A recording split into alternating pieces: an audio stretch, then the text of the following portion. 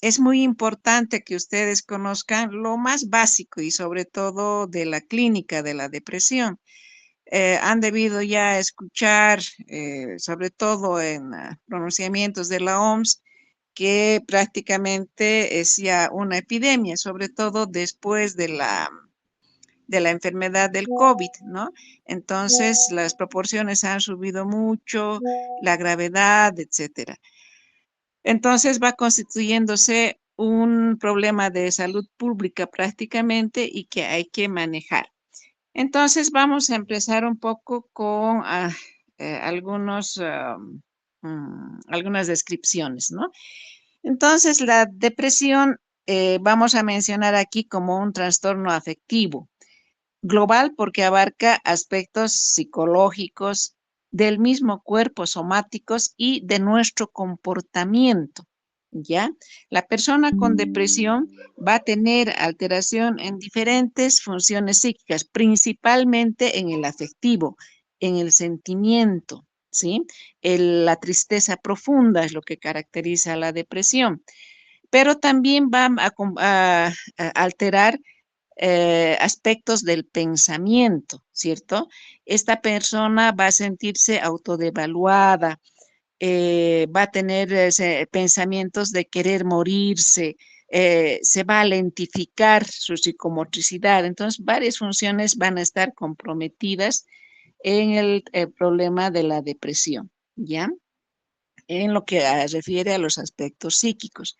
En los aspectos somáticos también va a haber cambios, ya los vamos a estar viendo más adelante, al igual que en los comportamentales, ¿ya? Entonces, fíjense la importancia de este trastorno y los aspectos que va abarcando. Bien, en generalidades vamos a decir también que la depresión puede tener una presentación aguda o episódica, ¿cierto? Entonces, puede empezar de un momento a otro, tener una evolución corta y terminar, o más bien puede empezar por episodios, ¿no? En determinados periodos en el año, una o dos o hasta más veces se presenta por un tiempo determinado y se resuelve. Dependiendo de la gravedad, puede necesitar ya un tratamiento, ¿no? Igual la aguda, si es muy con síntomas muy graves, también puede necesitar medicación. Su presentación también puede ser única, como un cuadro depresivo, como un trastorno depresivo, como una enfermedad depresiva, o puede presentarse también como un síntoma, o sea, ser parte de otro problema. Por ejemplo, si un problema de salud mental va a ser el consumo de sustancias o de alcohol, digamos, eh, este problema puede cursar con síntomas depresivos, ¿no? O puede también ser una comorbilidad con una enfermedad depresiva, ¿sí? Entonces, ya vamos aclarando que la depresión puede ir cursando como síntoma o como enfermedad también, ¿no? Bien. Mm, También podemos decir de la depresión en lo que se refiere a la alteración en determinadas esferas, que en la esfera afectiva va a presentarse como una aflicción, con un pesimismo, ¿no? Pensar que las cosas no se van a resolver, que van a ir de mal en peor, ¿no? Ese es el pesimismo. La desesperanza, nada tiene arreglo, ¿sí? Esto va a seguir así. Nadie me puede ayudar, también puede decir. Entonces hay esa desesperanza. Hay falta de motivación. Generalmente nosotros vemos a una persona deprimida y tratamos de animarla, ¿no? Hay una fiesta o vamos a comer algo o ven. Y no, otro día, no hay la motivación para hacer las cosas. También puede cursar con angustia o agitación, dependiendo de la gravedad de la angustia, ¿no es cierto? En la esfera cognitiva, en lo que se refiere a la conciencia, el pensamiento, el juicio, va a estar también disminuido. La atención, cuando ustedes hablan con una persona deprimida, varias veces le tienen que decir, ¿Y tú qué piensas? Y les dice, ¿qué cosa? ¿De qué me estabas hablando? ¿No? Está pensando en otra cosa, está distracted, está pensando en su pena, en este cuadro depresivo, ¿no? Y deja de prestar atención a su entorno, ¿ya? Después, como les decía, hay una imagen negativa de uno mismo. Su crítica es bien severa de uno, ¿no? He cometido el peor de los errores, yo no valgo nada, ¿no? Entonces, la autocrítica está con una variación hacia lo negativo, ¿sí? Su autoevaluación también. Usted puede decirle, pero ¿por qué estás tan triste? Ya ves, decimos esto, ¿no? Pero si te va bien en los exámenes, tu enamorada te quiere mucho, tienes una familia, estás bien económicamente, pero ellos piensan que no, ¿no? Que nada de esto vale, ah, que uno no vale, el que está deprimido, obviamente. Y también va a haber alteraciones en la esfera somática. Esto creo que muchos de ustedes se dan cuenta, ¿no? Hay pérdida del apetito. Generalmente en una depresión va a haber la disminución del apetito o y la inapetencia. A veces la familia, la persona responsable de la persona lo trae y dice, está perdiendo peso, está flaco, no tiene ganas de comer, ¿no? Y no tiene ningún problema de enfermedad somática, ¿cierto? Entonces, va a haber pérdida de peso generalmente, ¿no? Ahora, si cursan síntomas ansiosos, puede haber más bien aumento de peso, pero eso es más bien raro. Lo que va a haber es pérdida de peso y de apetito. El sueño también va a estar alterado. Hemos visto ya el insomnio como síntoma en las enfermedades depresivas, los problemas depresivos, va a haber también una alteración del sueño, más bien del tipo del insomnio, ¿no? Y dependiendo del cuadro clínico de la depresión, va a ser un insomnio inicial o total, si es muy grave. Ah, también va a haber unas disfunciones en los aparatos y sistemas, ¿no? Ya han visto ustedes en los factores psicológicos que inciden en las enfermedades somáticas, eh, qué patologías puede desatar o agravar, etcétera, ¿no? Ya. Bien. Ah, otra esfera son las de las alteraciones del comportamiento, ¿sí? Eso todos lo vivenciamos, ¿sí? Eh, Vemos en la persona que está deprimida que de repente deja de interactuar con los demás, tiende a aislarse, tiende a quedarse en la casa, a no recibir visitas o a no ir con los amigos, salir, ¿no? A pesar de la insistencia, etcétera. La psicomotricidad está disminuida generalmente, ¿no? Las depresiones melancólicas, etcétera. Entonces están quietos, apenas se mueven, apenas tienen movimientos espontáneos, eh, están encorvados, mirando al suelo, ¿no? Entonces su psicomotricidad está disminuida. Generalmente, en los casos que la depresión está acompañada de angustia, de ansiedad, más bien la psicomotricidad va a estar aumentada, ¿no? El constante movimiento, el caminar de un lado a otro lado, las manos, el movimiento de los pies, etcétera, ¿sí?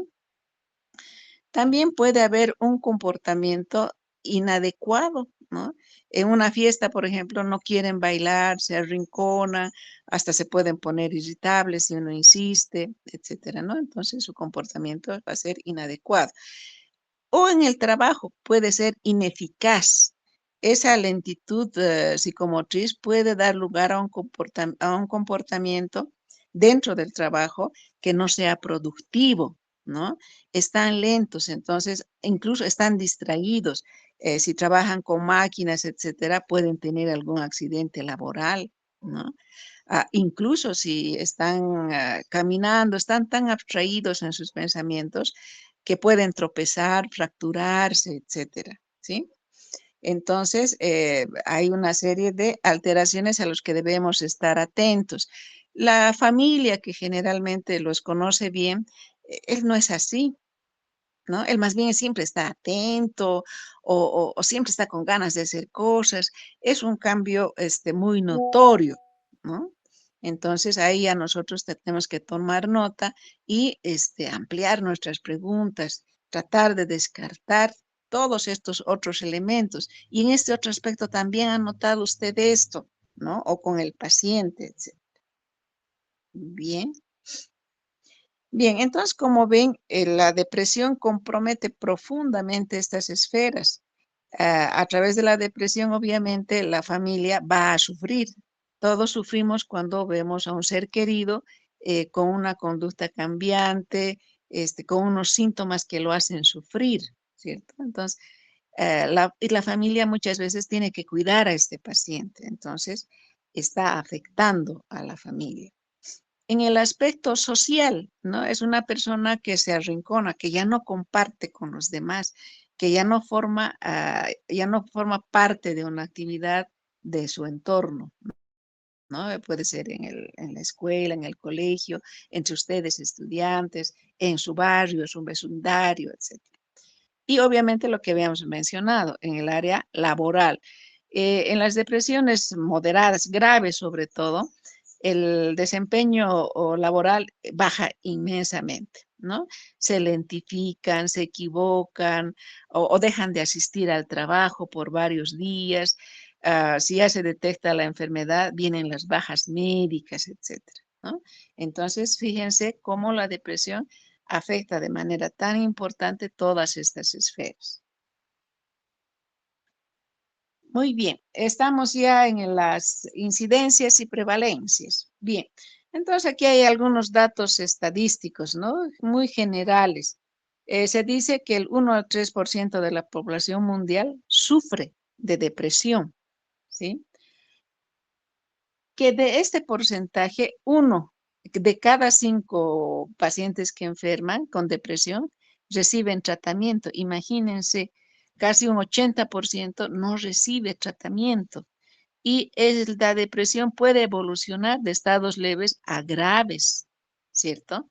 Entonces, esto es bien importante, este dato es bien importante. Tenemos que buscar la depresión en pacientes sospechosos de depresión. Ahora fíjense, este es otro. De cada 50 pacientes con depresión, uno se hospitaliza. Y eso es porque no se detecta la depresión. ¿Y cuándo se hospitaliza? Cuando hay un intento de suicidio generalmente, ¿no? O cuando el aislamiento es muy grave, cuando deja de ir a trabajar, ¿sí? Esas interferencias hacen que uno considere en la hospitalización del paciente o puede llegar a un estado de desnutrición, de inanición, si es que no está comiendo, ¿no? Entonces, fíjense, cuando la gravedad llega a extremos, es que recién se detecta y ya es para hospitalizar al paciente, ¿no? Ya. Y cuando quizás en otros casos también una hospitalización más temprana, un seguimiento adecuado, puede evitar mucho sufrimiento al paciente. Después, este es otro dato, de cada 200 pacientes con depresión, uno se suicida, ¿no? Entonces es altísimo. Bien, y también se ve aquí de que 50% de los pacientes suicidas eh, tenían depresión, estaban ya con depresión, ¿no? Entonces es algo que si se detecta a tiempo se puede evitar nuevamente. La OMS dice que hay 100 millones de personas deprimidas, ¿no? Después del COVID no se han hecho muchos estudios, pero se están empezando a hacer y se está evidenciando que estos porcentajes están subiendo, pero bastante rápido y en cantidad también. Siguiente. Bien, ahora vamos a entrar un poco a la clasificación. Hay varias formas de clasificar a la depresión. Una es por su etiología, ¿no? Tenemos, quizás han escuchado hablar de la depresión endógena. Esta depresión se caracteriza porque tiene causas genéticas, es hereditaria. Por eso muchas veces a un paciente con depresión vamos a indagar si en la familia hay pacientes que han tenido ya depresión, ¿no? Si entre sus antecesores, desde sus padres, sus abuelos o algún primo, etcétera, tiene depresión. Entonces, esto ya nos va a indicar un camino a seguir en la indagación, ¿no? Para poder ayudarlo mejor. La depresión endógena no es muy abordable con la psicoterapia, ¿sí? En las depresiones endógenas mayormente ayudan los antidepresivos, ¿sí? En la depresión endógena no van a encontrar, digamos, factores estresantes, factores desencadenantes, como en otras formas clínicas, ¿no? Estas personas pueden tener la vivencia más tranquila y perfecta posible, pero sin embargo se deprimen, ¿sí? Y son depresiones, como les digo, graves de difícil manejo. Entonces hay que buscar, ¿no? Hay que descartar si no hay un fondo genético en estos pacientes. Otras son las depresiones reactivas, ¿sí? Estas responden a eventos adversos.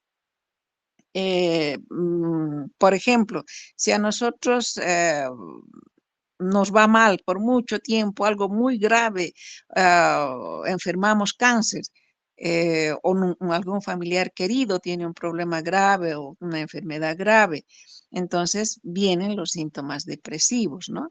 Pero nosotros podemos comprender, ¿cierto? Podemos decir, pucha, qué pena, claro, se está deprimiendo porque tiene un problema grave, ¿no? Entonces, esas son las reactivas, reaccionan a un evento que todos los demás podemos comprender. No es como la depresión endógena que aparece de pronto, ¿sí? Bien, en estas depresiones reactivas, fíjense que tiene mucha importancia los rasgos de personalidad, ¿sí? No todos vamos a reaccionar de la misma forma a los eventos, dependiendo de cómo son. Generalmente se deprimen más las personas que son obsesivas. Las personas obsesivas se caracterizan por el detalle, por el control de las cosas a su alrededor. Ellos sufren mucho si no tienen todo controlado, si no todo está al detalle, etcétera, ¿no? Entonces tienden a deprimirse. Los pasivos dependientes también. Una persona que depende de otra psicológicamente, si pierde esa persona de la cual es dependiente, tienden a deprimirse rápidamente, ¿sí? Entonces, es por esto también que debemos buscar en nuestros pacientes los rasgos de personalidad, ¿cierto?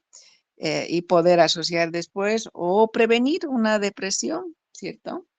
Ya. Siguiente. Hay otra forma de tipificar las depresiones y es por su psicopatología. Esto quiere decir por sus síntomas, su evolución, etcétera, ¿no? Y tenemos dos principales que son las neuróticas y las psicóticas. Las neuróticas responden mm, a unas alteraciones a través de toda su vida. Por ejemplo, nosotros averiguamos siempre ciclo vital, ¿no es cierto? En qué condiciones ha nacido, si era deseado o no deseado, y de ahí ya vemos, desde la lactancia empiezan a haber cuadros depresivos, ¿no? Cuando hay el desapego, cuando la mamá lo abandona, por ejemplo, ¿no? Ahí hay depresiones importantes. Y desde ahí ya se va estructurando la depresión, ¿no? Hay maltratos en la niñez, eventos traumáticos en la niñez, falta de amor en la adolescencia, etcétera, ¿sí? Entonces se va estructurando la depresión a través del tiempo, a través de su ciclo vital, si quiere, ¿sí? Esas son las depresiones neuróticas.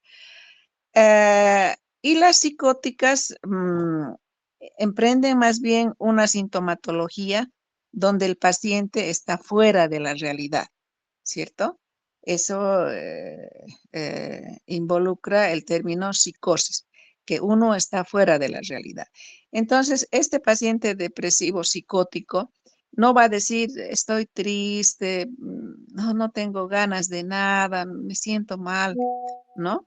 Este más bien va a decir, el mundo se está acabando, y es por mi culpa, soy un pecador, ¿no es cierto? Puede tener otros delirios. Soy tan culpable de lo que pasa en este mundo que tengo una rata como castigo en mi interior que me corroe las entrañas. Entonces hay una idea delirante, ¿no? La idea delirante es parte de la pérdida de juicio de realidad. Entonces va a haber un cuadro depresivo psicótico que puede ser congruente con el estado de ánimo, como esto, no soy culpable de los males del mundo. O puede ser más bien melancólico, ¿no? Aislarse del mundo, sin hablar, etc. Bien, entonces eso tendríamos por su psicopatología. Ahora, por su forma clínica, pueden ser unipolares y bipolares. Entonces, son términos, al menos el de la bipolaridad, que ahora se escucha más que nunca, ¿no? Hace muchos años se creía o se veía, sobre todo en la casuística, que las depresiones eran unipolares, ¿no? O sea, uno decía, hay un cuadro depresivo, lo trataba uno como depresivo y no se interiorizaba más en la evolución de ese cuadro, ¿no? Pero se ha ido observando que estas personas muchas veces o con mayor frecuencia se está observando que hacen un cuadro depresivo, un episodio depresivo, y después de un tiempo hacen un cuadro más bien maníaco. En la anterior clase les había hablado, ¿no? De los síndromes maníacos, en los de existe más bien euforia, placer, deleite, pero exagerados, ¿no es cierto? Entonces, estos pacientes pasan de tener un cuadro depresivo a un cuadro más bien opuesto, de mucha felicidad, exaltación, etcétera, ¿no? Entonces, a estos pacientes que presentan tanto cuadros depresivos como maníacos, se les llama bipolares, ¿sí? Y los que a través del seguimiento del tiempo solamente presentan depresión serán unipolares. Bien. Siguiente. Eh, también hablando de las formas clínicas, en la unipolar toman en cuenta la gravedad y los síntomas somáticos, ¿no? Gravedad quiere decir que hay tres, cuatro síntomas. Puede ser tristeza, lentificación, pensamiento depresivo, aislamiento, etcétera, ¿no? Y puede haber síntomas somáticos, que son personas que sienten que les duele parte del cuerpo, que están enfermos y sin embargo no hay una correspondencia laboratorial o al examen físico, etcétera, ¿no? Esas son las depresiones unipolares. Tenemos otras formas clínicas que son las ciclotimias. Las ciclotimias son como los trastornos bipolares, pero de menor gravedad, ¿no? Aquí hay periodos de depresión y alegría, pero son moderados, leves, no son disruptivos como en las enfermedades bipolares, ¿no? Donde el paciente se aísla o puede estar sin dormir, cantando todo el día, etcétera, ¿no? Entonces es bien disruptivo la bipolaridad. En la ciclotimia no, los cuadros de depresión son breves, y los de elación, de alegría, también son breves y leves, ¿ya? Hay otro cuadro que es la distimia. Este es un cuadro depresivo moderado, ¿sí? Dura así días, semanas, a veces hay que pensar en 2 años que se presenten estos cuadros para denominarlas distimia, ¿no? No disfrutan, están tristes, pero se mantienen activos, ¿ya? Bajan un poco su productividad, pero siguen yendo al trabajo, etcétera. Bien, siguiente. Hay otras formas clínicas también, hay otras formas de depresión dependiendo de la clasificación, dependiendo de si son los norteamericanos o es la clasificación internacional de enfermedades, se las toma en cuenta o se las menciona nada más, ¿no? Entonces, entre estas otras tenemos la depresión enmascarada. que tiene como equivalentes depresivos, como aquí dice, los síntomas somáticos. O sea, no van a ver personas tristes, aisladas, llorando con este pensamiento depresivo, sino más bien que dicen, tengo un dolor aquí todo el tiempo, deambulan de consultorio en consultorio y nadie encuentra una causa real que esté produciendo ese dolor somático, ¿no? Entonces uno indaga un poquito más en el afecto y puede encontrar síntomas depresivos. O usamos el tratamiento antidepresivo y responden al tratamiento, ¿sí? Bien. Otras también que han escuchado mucho hablar es de la depresión posparto, ¿sí? Y que se debe dar durante el embarazo o las 4 semanas siguientes al parto. Ahora también hay depresión preparto incluso, ¿no? Que se da durante el embarazo, en las primeras fechas del embarazo o incluso antes del embarazo. Hay también las depresiones estacionales. Estas depresiones que vienen cuando entre el invierno, cuando hay cambio de estación, ¿no?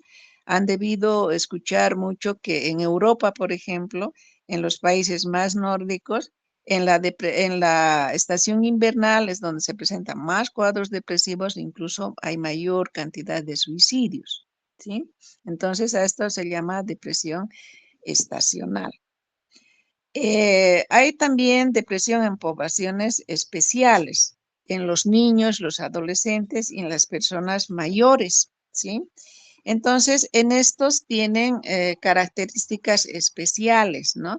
En los niños, por ejemplo, son niños que no quieren separarse de sus papás, no quieren ir a la escuela o se arrinconan en un lado o están irritables, ¿no? No es una tristeza, un llanto, etcétera. Entonces hay que tener mucha perspicacia para detectar estos síntomas o tomar en cuenta lo que nos dicen los papás.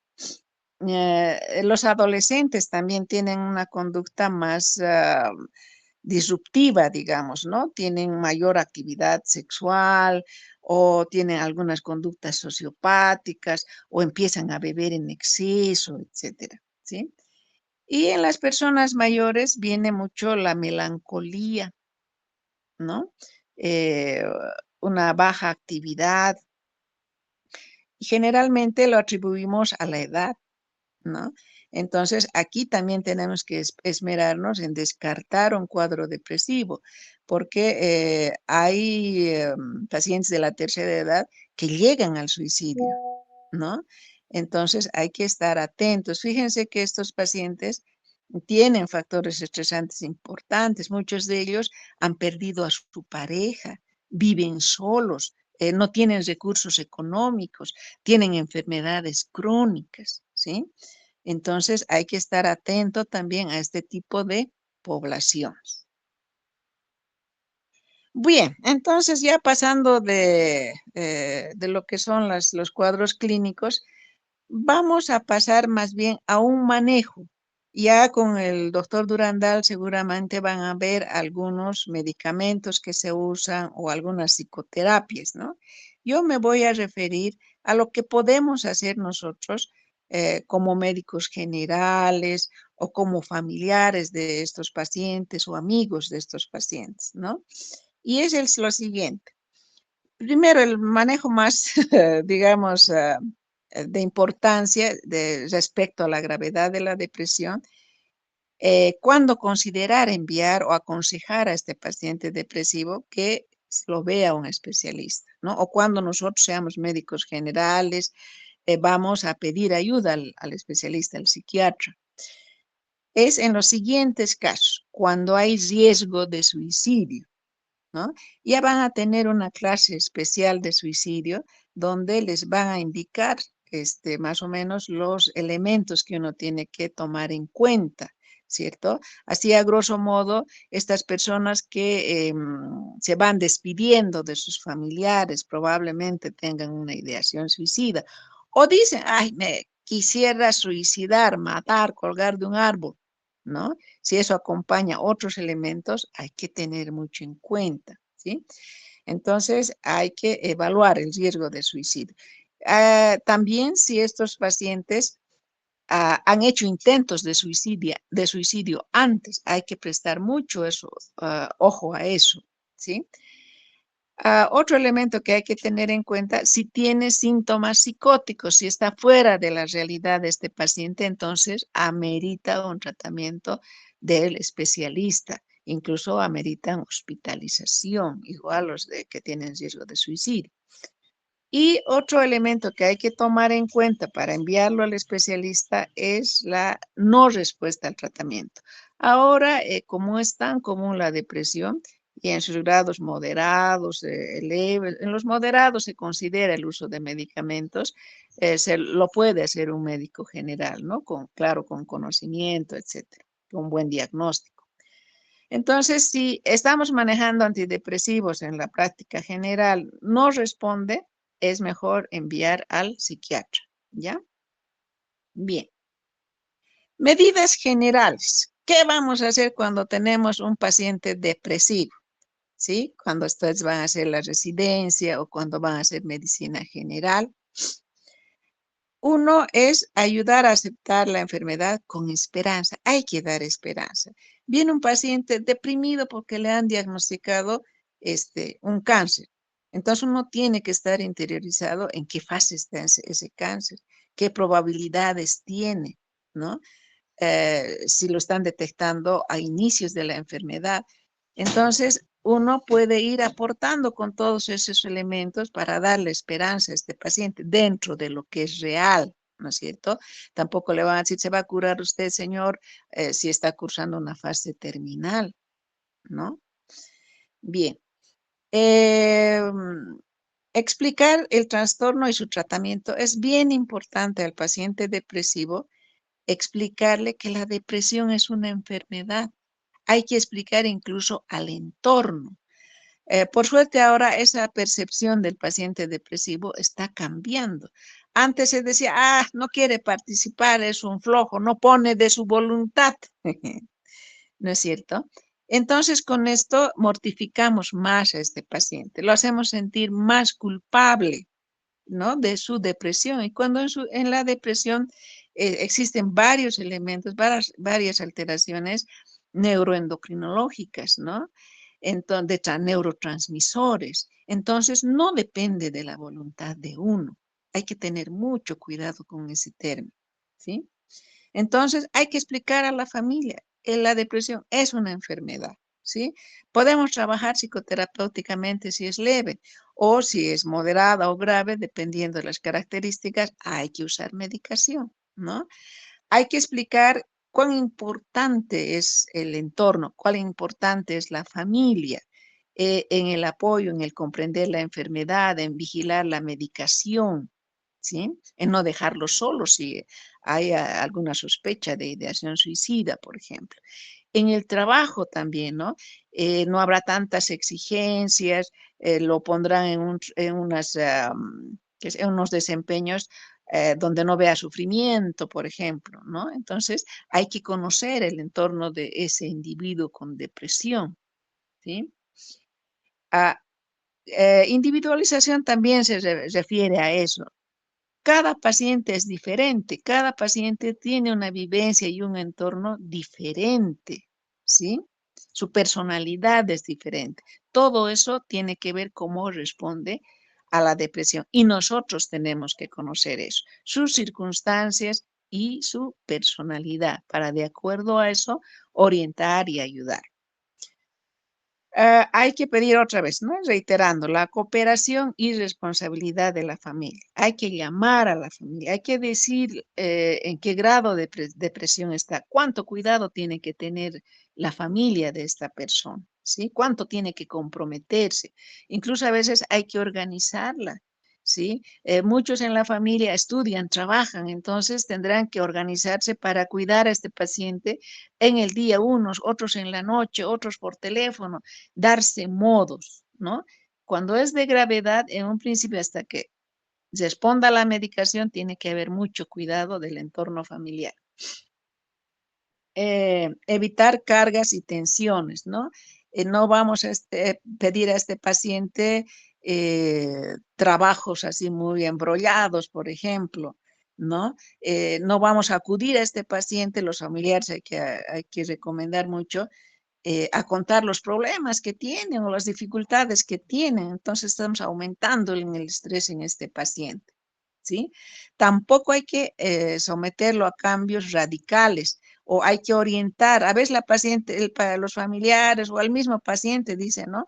Ah, no, se me va a pasar, voy a hacer un viaje largo, voy a vender mi casita, voy a viajar y con eso voy a estar bien. Hay que tratar de evitar estas, estas decisiones muy radicales, ¿no? Hay pacientes que incluso en su depresión dicen, yo no valgo nada, estoy haciendo sufrir a mi familia, me voy a ir a vivir solo o me voy a separar de mi esposa, solamente le hago sufrir o mi esposo, ¿no? Entonces hay que frenar ese tipo de decisiones, ¿no? Esos cambios tan radicales. Hay que hacer seguimiento, obviamente, ¿no? Cada 2, 3 semanas, ahora que hay tanto paciente, tiempo escaso, etcétera, por lo menos cada mes, o dar la opción al familiar de que pueda llamarnos por teléfono, ¿sí? O acercarse, si es algo muy urgente, darle opción a que por lo menos un intercambio de palabras con su médico, ¿no? Que avise, mire, hemos visto esta conducta extraña, ¿cierto? Entonces hay que estar pendientes, sobre todo el primer mes, ¿no? Los antidepresivos, si estamos usando antidepresivos, tardan en hacer efecto. Esto que es quizás lo más difícil para todos los médicos, estar accesible. Un paciente depresivo nos causa a nosotros también ansiedad, tensión, ¿no? Nos agota también, ¿cierto? Pero tenemos esa responsabilidad como médicos que somos, ¿sí? Bien, jóvenes, espero que esto son pautas generales que yo espero les sirva en su práctica inicial. Ya en psiquiatría van a llevar la enfermedad con más desarrollo, digamos, las enfermedades depresivas más graves, por ejemplo, ¿no? Los tratamientos farmacológicos, eh, van a tener también algunas orientaciones psicoterapéuticas también en este manejo.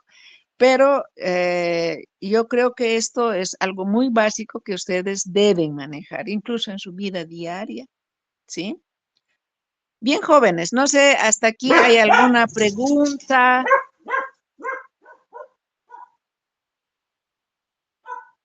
Los he dejado secos.